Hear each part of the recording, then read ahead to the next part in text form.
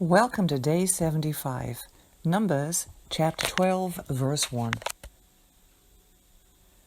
Miriam and Aaron criticized Moses because of the Cushite woman he married. They said, "Does the Lord speak only through Moses? Does he not also speak through us?" And the Lord heard it. Moses was a very humble man, more so than any man on the face of the earth. Suddenly the Lord said to Moses, Aaron and Miriam, "You three come out to the tent of meeting." So the three of them went out. Then the Lord descended in a pillar of cloud, stood at the entrance to the tent, and summoned Aaron and Miriam. When the two of them came forward, he said, "Listen to what I say. If there's a prophet among you from the Lord, I make myself known to him in a vision. I speak with him in a dream, not so with my faithful servant Moses.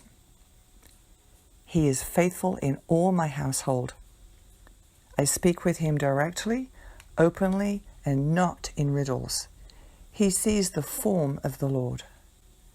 So why were you not afraid to speak against my servant Moses?"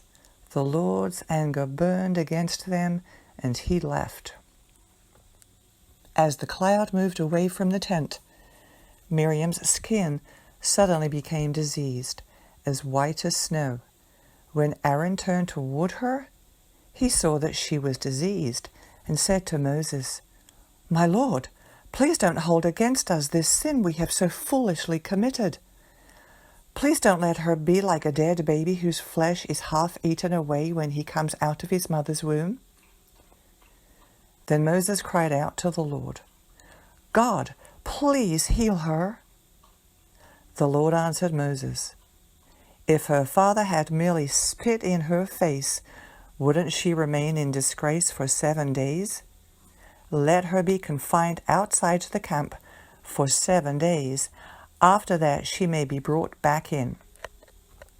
So Miriam was confined outside the camp for 7 days, and the people did not move on until Miriam was brought back in. After that, the people set out from Hazeroth and camped in the wilderness of Paran. Chapter 13. The Lord spoke to Moses, "Send men to scout out the land of Canaan. I am giving to the Israelites. Send one man who is a leader among them from each of their ancestral tribes." Moses sent them from the wilderness of Paran at the Lord's command. All the men were leaders in Israel. These were their names: Shammua, son of Zechur, from the tribe of Reuben; Snaphat, son of Hori, from the tribe of Simeon; Caleb, son of Jephunneh, from the tribe of Judah; Igal, son of Joseph, from the tribe of Issachar;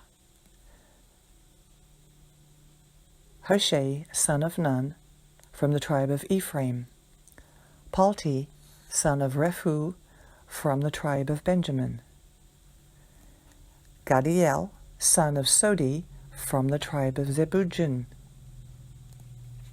Gadi, son of Susi, from the tribe of Manasseh, from the tribe of Joseph; Amiel, son of Gamali, from the tribe of Dan; Sethur, son of Michael, from the tribe of Asher; Nabi, son of Vopshi, from the tribe of Nephalti; Gerul, son of Makai, from the tribe of Gad.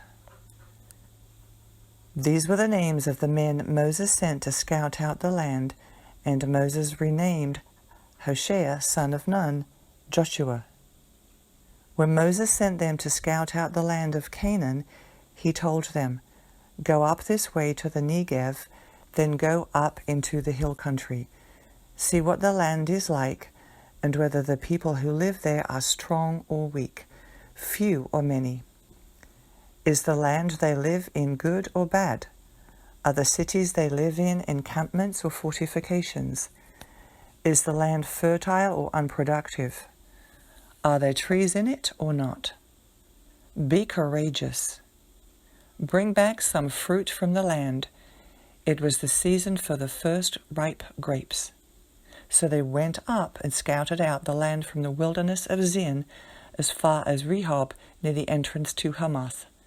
They went up through the Negev and came to Hebron, where Ahiman, Shishai, and Talmai, the descendants of Anak, were living. Hebron was built 7 years before Zoan in Egypt. When they came to the valley of Eshcol, they cut down a branch within a single cluster of grapes, which was carried on a pole by 2 men. They also took some pomegranates and figs. That place was called the Valley of Eshcol because of the cluster of grapes the Israelites cut there. At the end of 40 days they returned from scouting out the land. The men went back to Moses, Aaron, and the entire Israelite community in the wilderness of Paran at Kadesh. They brought back a report for them and the whole community, and they showed them the fruit of the land. They reported to Moses, "We went into the land where you sent us. Indeed, it is flowing with milk and honey, and here is some of its fruit. However, the people living in the land are strong, and the cities are large and fortified. We also saw the descendants of Anak there. The Amalekites are living in the land of the Negev. The Hittites, Jebusites, and Amorites live in the hill country, and the Canaanites live by the sea and along the Jordan." Then Caleb quieted the people in the presence of Moses and said, "We must go up and take possession of the land because we can certainly conquer it." But the men who had gone up with him responded, "We can't go up against the people because they are stronger than we." So they gave a negative report to the Israelites about the land they had scouted.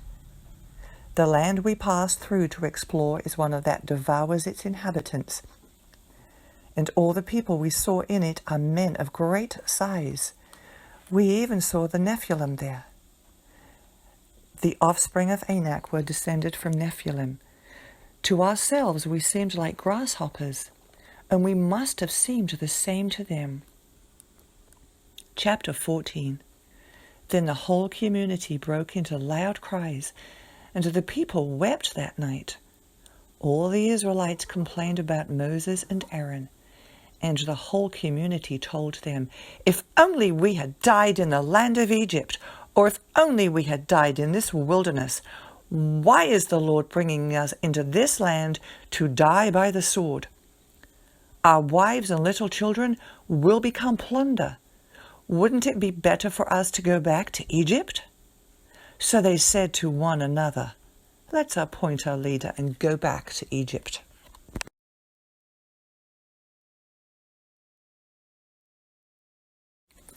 Day 75, Psalm 34, verse 15.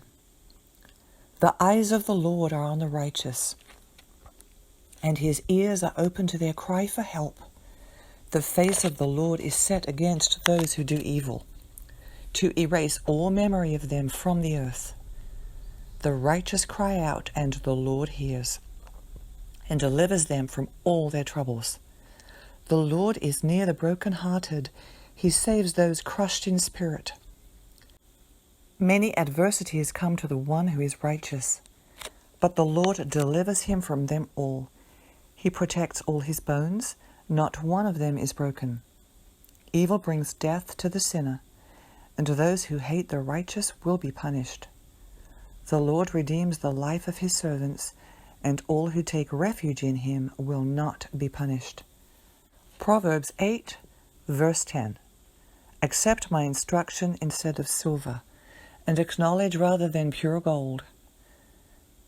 For wisdom is better than precious stones, and nothing desirable can compare with it. I, wisdom, share a home with shrewdness, and have knowledge and discretion. To fear the Lord is to hate evil. I hate arrogant pride, evil conduct, and perverse speech. Mark chapter 13, verse 21. then if anyone tells you, "Look, here is the Messiah. Look, there," do not believe it, for false messiahs and false prophets will rise up and will perform signs and wonders to lead astray, if possible, the elect. And you must watch. I have told you everything in advance. But in those days after that tribulation, the sun will be darkened, and the moon will not shed its light. The stars will be falling from the sky, and the celestial powers will be shaken. Then they will see the Son of Man coming in clouds with great power and glory. He will send out the angels and gather his elect from the four winds, from the end of the earth to the end of the sky. Learn this parable from the fig tree. As soon as its branch becomes tender and sprouts leaves, you know that summer is near. In the same way, when you see these things happening, know that he is near at the door. I assure you, this generation will certainly not pass away until all these things take place. Heaven and earth will pass away, but my words will never pass away. Now concerning that day or hour no one knows, neither the angels in heaven nor the Son, except the Father. Watch, be alert, for you don't know when the time is coming. It is like a man on a journey who left his house, gave authority to his slaves, gave each one his work, and commanded the doorkeeper to be alert. Therefore be alert, since you don't know when the master of the house is coming, whether in the evening, or at midnight, or at the crowing of the rooster, or early in the morning. Otherwise, he might come suddenly and find you sleeping. And what I say to you, I say to everyone, be alert.